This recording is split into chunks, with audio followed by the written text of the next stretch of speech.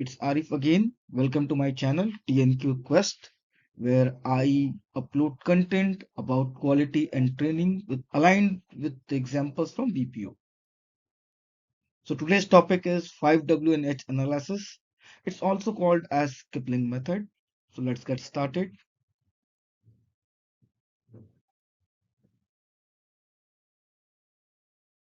Here we are with the topic. So first of all, the key takeaway is every challenge hides an underlying cause waiting to be uncovered. मतलब हर एक challenge के पीछे एक बहुत बड़ा cause हो सकता है जिसे हमें उसे अनकवर करना है, उसे समझना है. टेक अवे का पहला क्या है कि 5W1H क्या हेल्प करता है हमें रूट कॉज एनालिसिस पे और हमें प्रॉब्लम सॉल्विंग में हेल्प करता है. 5W1H क्या क्या है? Who, what, when, where, why and how. इसे हम लोग देखेंगे, इसे एक स्ट्रक्चर्ड फ्रेमवर्क में इसको कैसे यूटिलाइज कर सकते हैं और इसे हम कैसे अपना प्रॉब्लम सॉल्विंग टूल के हिसाब से यूज करेंगे. ठीक है, ये क्या है? ये एक स्ट्रक्चर्ड अप्रोच है. It enhances performance improvement and operational excellence. ठीक है, और ये क्या करता है? ये हमें एक क्लियर डॉक्यूमेंटेशन के अकॉर्डिंग हम लोग इंसिडेंट को रिपोर्ट कर सकते हैं और अपने कंटिन्यूअस इंप्रूवमेंट कर सकते हैं. चलते हैं नेक्स्ट. इसके बेनिफिट्स क्या क्या है? पहला बेनिफिट्स क्या है कि ये हमें हर एंगल से प्रॉब्लम को समझने का हेल्प करता है, क्लैरिटी देता है. ठीक है, रूट कॉज फाइंड करने में हेल्प करेगा. हमारा ये जो डब्ल्यू क्वेश्चंस है, इसे हम लोग 5 वाई भी कहते हैं या 5 Ws भी कहते हैं. ठीक, ये इसका जो एक्चुअल कॉज क्या है किसी भी प्रॉब्लम का, ये हमें डिग डाउन करके बताता है.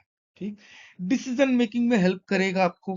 ठीक, कम्युनिकेशन क्लियर करेगा. लेट सपोज एक टीम बैठा हुआ है, एक बहुत बड़ा प्रॉब्लम है, हम लोग आपस में डिस्कशन कर रहे हैं प्रॉब्लम को सॉर्ट आउट करने के लिए.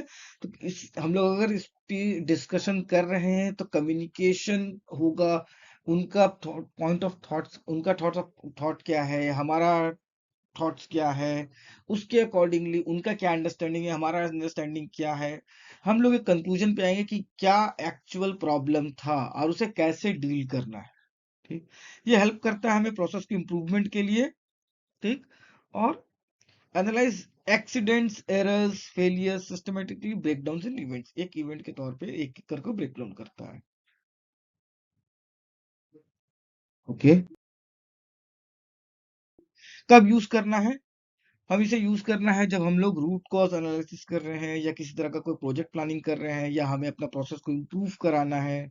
ठीक है, या इंसिडेंट या एक्सीडेंट को इन्वेस्टिगेट करना है. ठीक है, कोई स्ट्रेटेजिक डिसीजन मेकिंग लेना हो, ये क्वालिटी को हमारा अगर इम्प्रूव करना है, हमारे प्रोसेस का क्वालिटी को इम्प्रूव करना है, तब यूज कर सकते हैं. Next slide.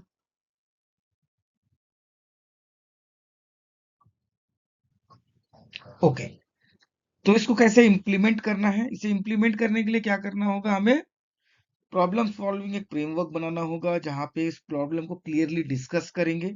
उसके ऊपर 5W1H एनालिसिस को हम लोग इम्प्लीमेंट करेंगे. आंसर करेंगे कि who, where, when, why, how. इसका सारा स्कोप हम लोग चेक करेंगे. उसके बाद root cause analysis techniques apply करेंगे कि 5 वाइज को हम लोग अप्लाई करेंगे. उसके बाद हम लोग एक करेक्टिव एक्शन प्लान बनाएंगे. ठीक है, उस पर टारगेट सेट करेंगे, रूट कॉजेस क्या है, उसको कैसे ठीक करेंगे, उसका डेडलाइन ठीक करेंगे. फिर उसके बाद हमारा जो थर्ड स्टेप आएगा वो है मॉनिटरिंग स्टेप्स. मॉनिटरिंग स्टेप्स में क्या करेंगे? हम लोग मॉनिटर करेंगे, रिफाइन करेंगे. ठीक है, जो डैशबोर्ड्स पब्लिश हो रहे हैं उसके अकॉर्डिंगली. ठीक है, कि हमारा जो प्रॉब्लम स्टेटमेंट था, हमने काम किया, वो कर रहा है कि नहीं कर रहा है. अगर नहीं कर रहा है तो उसे हम लोग फिर से प्लानिंग करेंगे, फिर से डिस्कशन करेंगे, रूट कॉज निकालेंगे और प्रोबेबल इसका रिजोल्यूशन ढूंढेंगे. ठीक, और इससे हम लोग कंटिन्यूअस इंप्रूवमेंट, इसका जो सोल्यूशन निकलेगा उसे हम लोग कंटिन्यूअस इंप्रूवमेंट में लगा सकते हैं. चलते हैं नेक्स्ट. ओके, 5W&H क्वेश्चन जो है बीपीओ में जेनरिक हिसाब से एग्जांपल्स के तौर पे क्या क्या है इसको हम लोग डिस्कस करेंगे. तो पहला क्या है? व्हाट में क्या है? एक इंटरेक्शन में एग्जैक्टली क्या प्रॉब्लम हुआ है, इनकरेक्ट इंफॉर्मेशन दिया है, पॉलिसी वायलेशन है, एम्पैथी मिस है. ठीक, क्या कौन सा मैट्रिक पे इम्पैक्ट कर रहा है? सीसेट पे, एफसीआर पे, क्वालिटी स्कोर पे, रिपीट कॉल पे. ठीक है, वाई, क्यों हो रहा है, एजेंट का ऐसा बिहेवियर क्यों है, नॉलेज गैप है, या हमारा जो प्रोसेस डिजाइन है उसमें कहीं कुछ कमी तो नहीं है, या एजेंट को मोटिवेशन का कमी पड़ रहा है। Why did the customer need to call instead of using, क्या क्यों वो कस्टमर जो सेल्फ हेल्प है उसको यूज नहीं कर रहा है, कहीं उस पे तो प्रॉब्लम नहीं है, इसको समझने के लिए। उसके बाद है where in the call flow did the issue occur, ये कॉल फ्लो में कॉल पे किस पार्ट में ये प्रॉब्लम हो रहा है, ग्रीटिंग में, प्रॉब्लम प्रोबिंग में, प्रॉब्लम सॉल्यूशन में, डॉक्यूमेंटेशन में, क्लोजिंग में। ठीक। Where in the process system, process या सिस्टम के किस पार्ट पे हो रहा है प्रॉब्लम ये। ठीक, हमारे सीआरएम टूल पे हो रहा है, हमारा जो बिलिंग के लिए जो हमारा सॉफ्टवेयर डिजाइन किया गया है उस पे हो रहा है, एसओपी पे हो रहा है, आईवीआर मेन्यू पे हो रहा है, हमने जो नॉलेज बेस तैयार किया है क्या उस पे हो रहा है। ठीक है। व्हेन, कब हो रहा है। ठीक है। When did the start showing the trend, ये ट्रेंड कब से शुरू हो गया है, किसी डेट से, कोई शिफ्ट से, या कोई एलओबी से। ठीक है। When during the call did the customer sentiment drop, अगर कोई कस्टमर को सेंटिमेंट ड्रॉप हो रहा है, कब हो रहा है, होल्ड के बाद हो रहा है। ठीक है, ये हमने होल्ड लगा दिया है, या हमारा लंबा डेड एयर हो गया है उसके वजह से हो रहा है, या जब हम लोग चार्जेस एक्सप्लेन कर रहे हैं तब हो रहा है।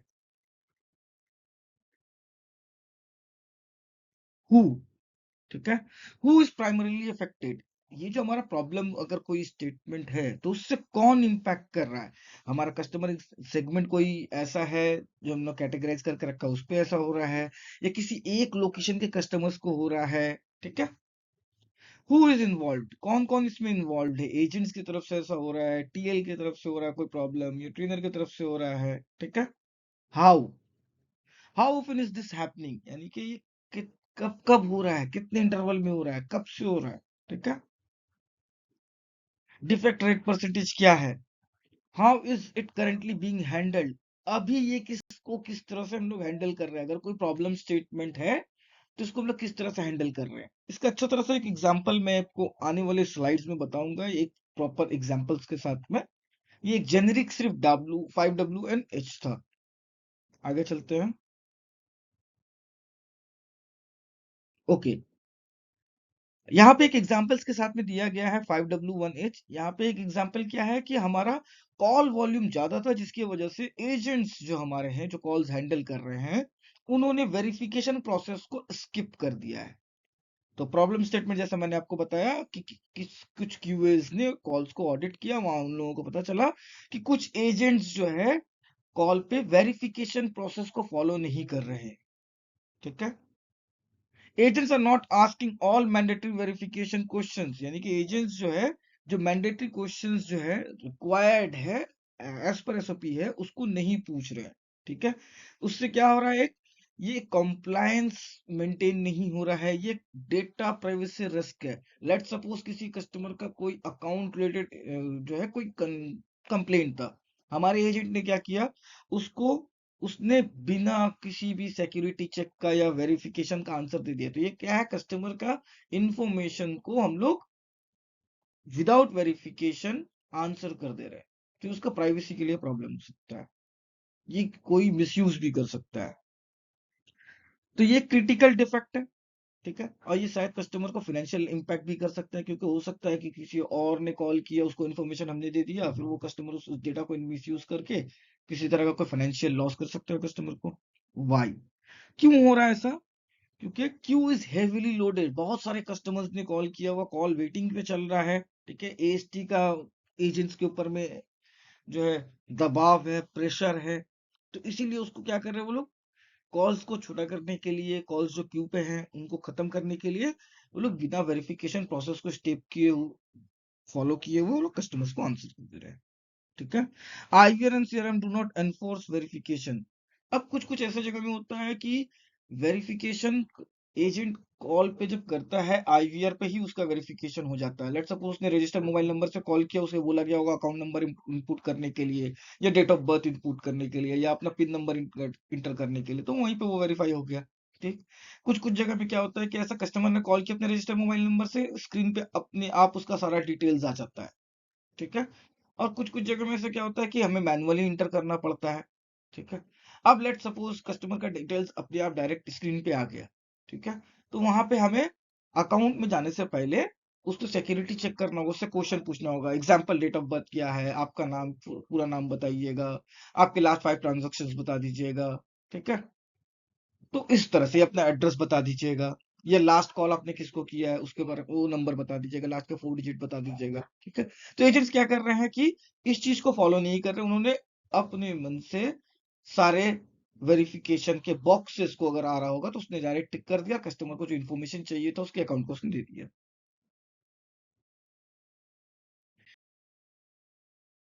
वेयर कब हुआ ये, ठीक है। Issue occurs at the start of the call, ये कब हो रहा है, जब कॉल स्टार्टिंग हो रहा है, एजेंट्स कस्टमर ने कॉल किया, इन्होंने बताना शुरू कर दिया, इसलिए वेरिफिकेशन प्रोसेस हमारे एजेंट्स ने फॉलो नहीं किया। Process weakness in the system design and performance KPIs, जैसे कि एजेंट्स जो कॉल्स लेते हैं, एएसटी उनके लिए एक उनका एक पार्ट उनका केपीआई का, कि वो उन्हें मीट करना है। लेट सपोज किससे पहले कि उसने कोई कॉल लिया होगा जो बहुत लंबा चला गया होगा, 15 मिनट 20 मिनट्स, जो नेक्स्ट कॉल आया उसको छोटा करने के लिए उसने क्या किया, उसने सोचा कि वेरिफिकेशन लेंगे, टाइम लगेगा, कस्टमर ढूंढेगा, आंसर देगा, सोचेगा, उससे बेहतर क्या है कि इसको स्किप कर देते हैं, ठीक है। When most non compliant calls ओकर इन पीक सीजन, बहुत सारे ऐसा टाइम में क्या होता है कि मंथ के एंड में जब कस्टमर को अपना बिल जानना है, ठीक है, या कोई फेस्टिव ऑफर्स जानना है, बहुत सारे कॉल्स आने लगते हैं, ठीक है। तो उस टाइम में कॉल को प्रेशर को कम करने के लिए एजेंट ने क्या किया, वेरिफिकेशन को प्रोसेस को फॉलो ही नहीं किया। Spike observe after a new AST reduction, example के तौर पे लेट सपोज कि एएसटी को कम करने के लिए बहुत सारे एजेंट्स के प्रेशर था, ठीक है। एक कोई चल रहा होगा कोई प्रोग्राम जहाँ पे जो एजेंट ज्यादा कॉल लेंगे या जिनका एएसटी कम होगा, ठीक है, तो उन्हें कुछ गुडीज मिल सकता है, कुछ सुविनर्स मिल सकता है, तो उन्होंने इस चीज को अपने आप को टॉप पे रखने के लिए इस चीज को फॉलो कर लिया।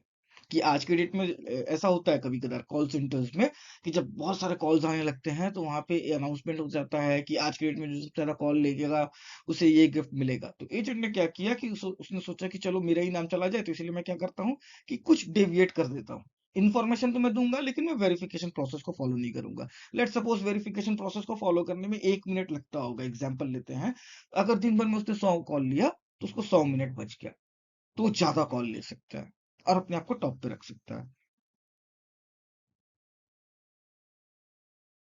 Who mainly observe on certain high volume queues, जब ऐसा सिचुएशंस कब आता है, जब एजेंट वेरिफिकेशन नहीं ले रहा है, जब बहुत ज्यादा कॉल्स आ रहे हैं, ठीक है, एएसटी का बेंचमार्क को मीट करना है, ठीक है।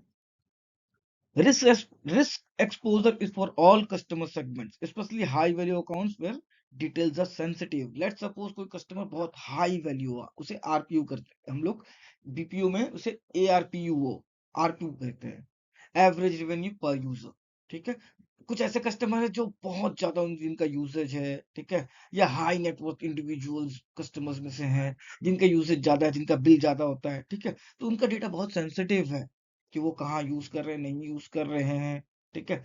अगर लेट्स सपोज अगर मैं एज एन एजेंट ये इंफॉर्मेशन किसी भी एक्स वाई जेड को दे देता हूँ, ठीक, तो कल को वो जो कॉलर होगा जो कि कस्टमर एक्चुअल नहीं है, वो इस इंफॉर्मेशन को मिस यूज कर सकता है, कहीं और यूज कर सकता है, जिससे जो मेरा जो एक्चुअल जो मेरा हाई वैल्यू कस्टमर है उस पे उसके फाइनेंशियल पे इम्पैक्ट पड़ सकता है। How how often 3% of it call so partial skip verification, एक एग्जांपल पे दिया गया हाइपोथेटिकली है कि जितने भी सारे कॉल्स ऑडिट हुए हैं उनमें पता चल रहा है कि 3% ऐसे कॉल्स होंगे जहां पे एजेंट्स ने इसको स्किप कर दिया है वेरिफिकेशन प्रोसेस को, ठीक है। How now TLs coach verbally but there is no system block, QA find issues post facto resistances, कि टीएल को पता चल रहा है, वो उसे फीडबैक दे रहा है, उसको बता रहा है, एजेंट बता रहे हैं कि हमारे पास में ऐसा कोई ऑप्शन है ही नहीं कि जिसको बाईपास कर दे तो आगे का इन्फॉर्मेशन मिलेगा ही नहीं, तो हम लोग क्या करें, मैनुअली कर दे रहे हैं। ये कैसे पता चल रहा है, क्यूएस ने ऑडिट किया, उन्हें ऑडिट के दौरान मिला, और क्यूएस ने क्या किया, इसको एक नॉन कंप्लायंस के हिसाब से रेस किया है।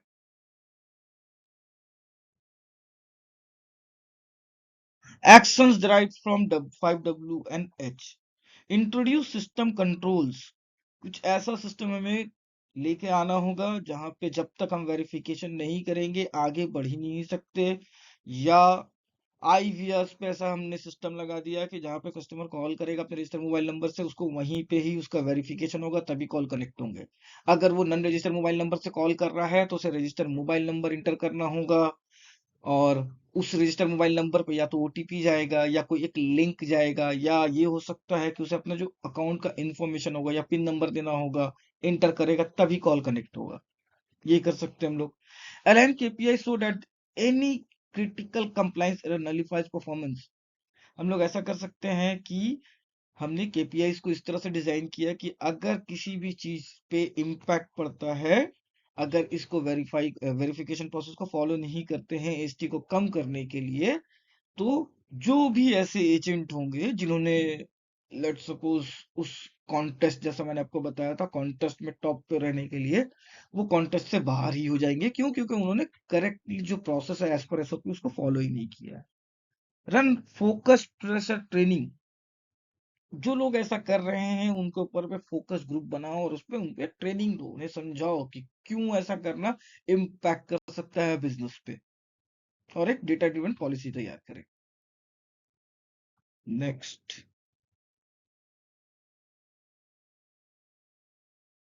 अब आते हैं हमारे समरी पे। क्या है 5W1H? ये एक तरह की स्ट्रेटेजी है, जैसा मैंने आपको बताया। अगर किसी तरह का कोई प्रॉब्लम स्टेटमेंट मिलता है हमें कि क्यों हो रहा है, ठीक, इसका रूट कॉज निकालना है, तो इसको रूट कॉज निकालने के लिए हम लोग क्या यूज करेंगे? 5W1 स्ट्रेटेजी, 1H स्ट्रेटेजी, ठीक है।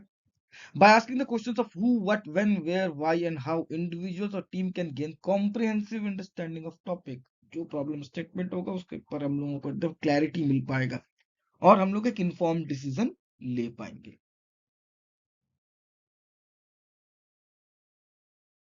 अच्छा, यहाँ पे आते हैं हम। यहाँ पे ये एक प्रमोशन है, ये प्रमोशन है एक बुक का जिसका नाम है गुल्लक। ये गुल्लक मिस्टर अजीत कुमार ने लिखा है, और ये बुक अवेलेबल है Amazon पे, फ्लिपकार्ट पे, किंडल पे, और इसके रिव्यूज भी बहुत अच्छे हैं, जैसा आप देख सकते हैं।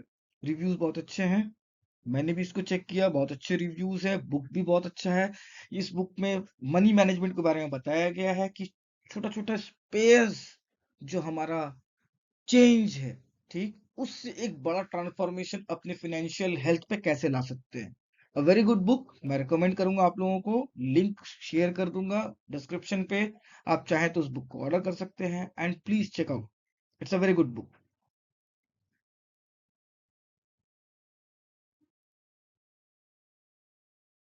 सो here we end the topic today's video। Thank you so much. आप मुझे व्हाट्सएप पे कनेक्ट कर सकते हैं।